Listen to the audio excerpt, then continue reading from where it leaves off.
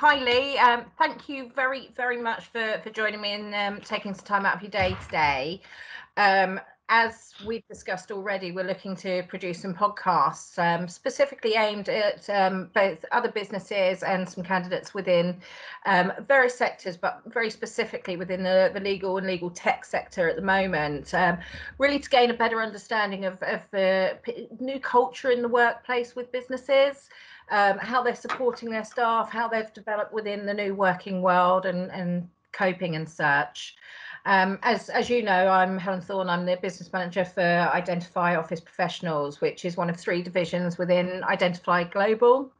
And we're a very target specific organisation. We look to work with sectors where there's very strong growth and development at the moment, and supporting and engaging both the candidates and the clients in that really. I know we've met before in person before the changes made, and we've had a couple of calls now. But can you tell me about you and your business and how it all came about? Okay, yeah. So I'm Lee Mason. I'm the managing director of Assure Consulting. We manage and control lease expenses for commercial occupiers. My background is started working with the Burton Group that became Arcadia, looking after their retail portfolio.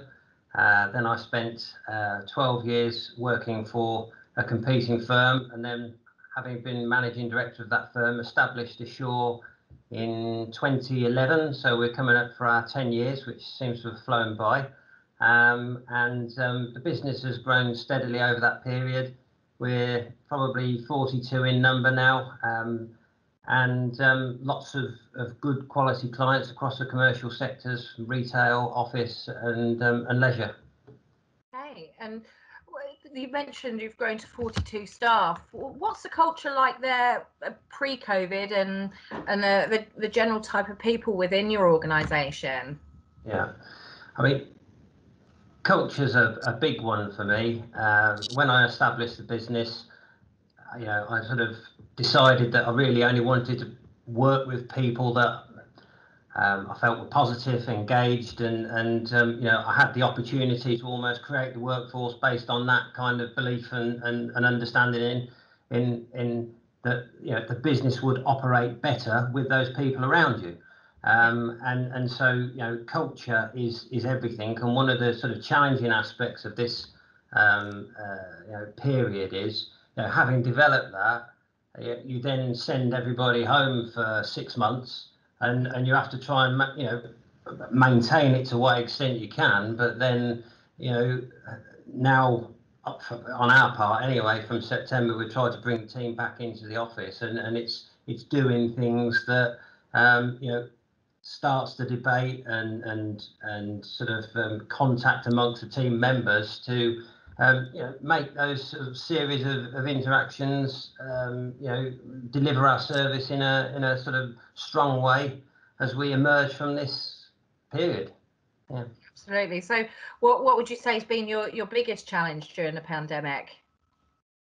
I think you have to go from maybe 90% of the workforce here being based in the office to almost overnight having to have them operate remotely. And then, but probably the more challenging aspect has been flipping that around as we've come to the point now where you're sort of saying, actually, it's time to come back to the office environment. Yeah. And you've got some people who have been clamoring to do that, and sort of desperate to get back and back to sort of the old normal, and others who kind of seen a new way of operating that might suit them a little bit better. Yeah. Some are a bit anxious about getting back together again. I mean, ironically, you sort of say come back to the office now, and almost at that very moment the number of cases start escalating again, and you say that anxiety is it's out there, and it manifests itself in you can see it in people. And so you've got, whereas we all knew we were going home at a certain point, coming back's very different, and people have got very different views. Absolutely, and I guess you're having to juggle not only mindset, but also to a degree levels of understanding, inconsistent changes and guidelines and so on. So I guess you have to kind of almost take each case or person separately and work with them. Yeah. So what key thing have you been doing differently to achieve the successes that you have and manage any hurdles you've had to deal with? I think one thing that became clear early days, we've been growing steadily, so maybe 20% a year over the course of our life as a business. And when this happened, we were talking to people about new projects, and then it was almost like that stopped. Those new projects were not continuing. They couldn't afford to change supplier. They didn't want to engage in any new projects because they got enough on their plate, kind of, getting themselves organised for the last 6 months. So, that was lost. But what we found was, by kind of accepting that was not going to be something that was going to happen for us over this last 6 months, focused very much on our existing clients and what we could do for them, and actually ended up doing more work for those clients. So the business has grown with the clients. So whilst we've lost one or two, during this period because of administrations and so on, some of our larger clients have done quite well, and as I say, we've worked with them and supported them through the process, and come through it relatively unscathed, thankfully. Yeah, absolutely. So with the re-engagement and onboarding of people again, it's actually given you some quite strong successes and some detailed focus on where the business is heading now. Yeah. I think that, one of the disappointing aspects, again, because of the way our business has developed over the years, was that we'd recruited a few people almost like ahead of time. So we're sort of like, okay, we're growing, we know we need to get them up to speed, so let's get them in now, and in 6 months' time they'll be delivering. And so we went through that process, and we recruited 2 or 3 people. In fact, your firm gave us those people, introduced them to us, and we then found that, unfortunately, the only people that we had to furlough were the new starters, because we weren't in a position to support them, and they didn't know enough to operate independently, so we had to sort of park that and then reintroduce them back into the business. They weren't away that long, actually, but that was, it was difficult for them because they probably think last in, first out, and but that wasn't our intention at all. It was, we just simply couldn't support them. We had to support our clients first, and that's how it, that was the reason for that. Yeah, absolutely. So as we've gone on, then, how have you and your managers manage these people to around remote working and moving forward into the office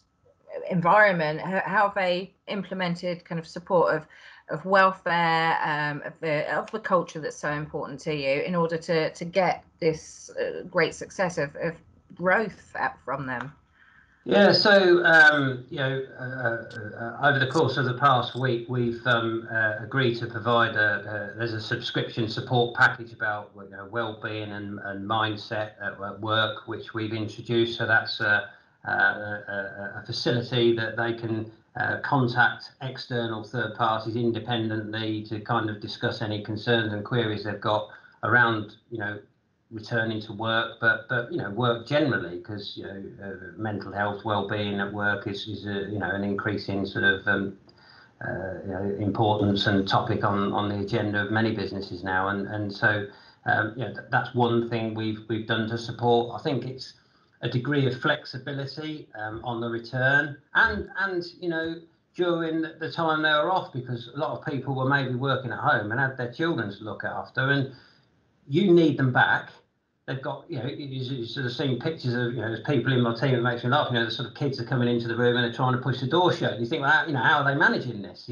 Oh yeah, I understand that very much. Yeah, So yeah. I have a grandmother that lives with me as well, who very much likes to involve on a conference call. So I do understand that. Absolutely. Yeah. So the leadership skills within not only yourself but your leadership team, kind of what have they had to put into place in order to change themselves in order to find the right support? Yeah, one aspect I think that came out through this process for me was, it's probably a failing on my part, is not having regular one-to-ones with my team.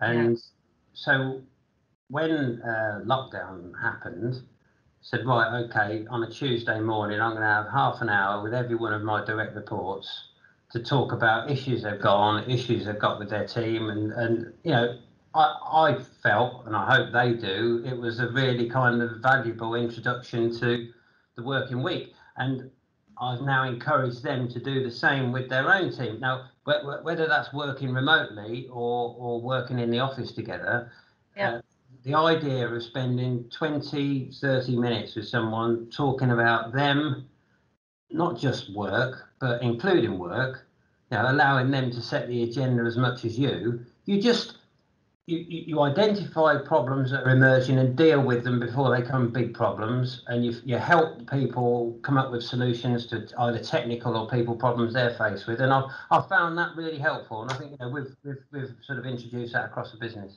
Okay, and on the basis of introduction, have you introduced any new measures with the way they're working, especially when it comes to working remotely? Things like KPI indicators, things like that. Have they been brought forward?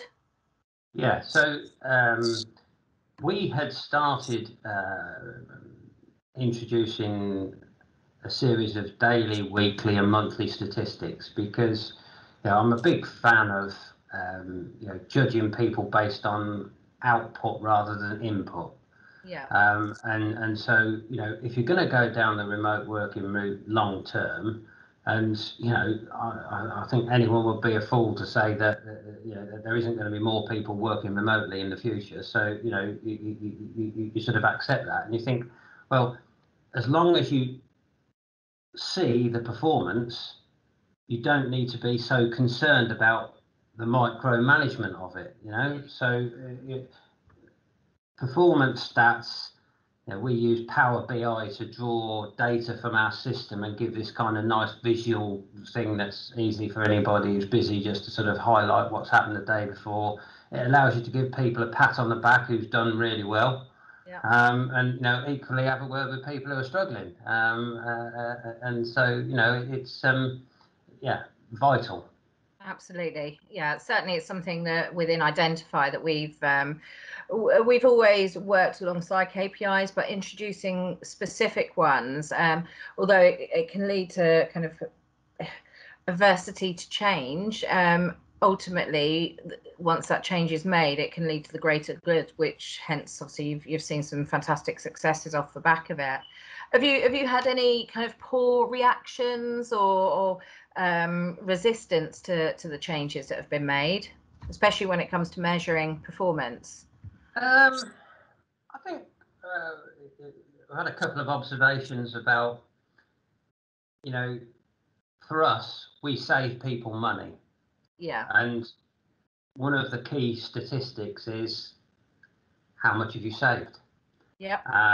And sometimes it might be that you've got one person takes the credit for the saving, but actually 2 or 3 might have contributed to that. And you start coming up with hard and fast stats. You've got to accept that there are some support players in there that have contributed to the success. Make sure they get some credit for it as well, I think is the point I'm making. Yeah. And without going too much down kind of like the previous kind of concerns for COVID, when Brexit was not only decided upon, then the implementation started. How, with the pandemic and Brexit, how do you feel that's going to affect going forward within not only the industry but your client market as well? Do you think there's going to be any new challenges when that becomes more to the forefront again? I don't think we're going to be too badly affected by Brexit. Aside of, we do some work in Europe. Yes. There will be some administrative changes. And I was talking to someone about this the other day, and they were sort of, how can you plan and prepare for it? And in many ways, you just can't, because you've got no idea what the deal is. So, it might be that it's broadly similar to how things are now. It might be that they all, we're not friends anymore, and they make life a bit more difficult. So we just don't know. But I don't think, for us, there's still an amount of property in the country. People still occupy their property under lease terms, and they need people to protect them, probably more than ever. Wonderful. Okay. And just a couple of final questions. You personally, obviously, you know your industry. With your business, it's very much connected on a legal service basis. So, do you have an insight on how you think the sector is going to change over the next few months and possibly years? Any opinions on where that's going to go, or any changes that are anticipated?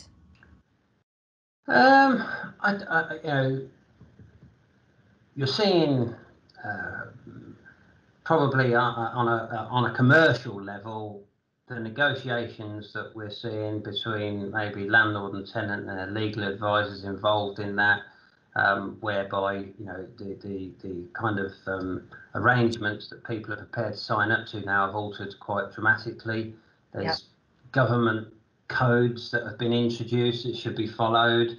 Not seeing a great deal of kind of legislation that changes anything. So it's more a case of, or rather, there's some sort of short-term changes where they enforce things like lockdown and so on. But longer term, it's just sort of digitisation of documents is well embedded now.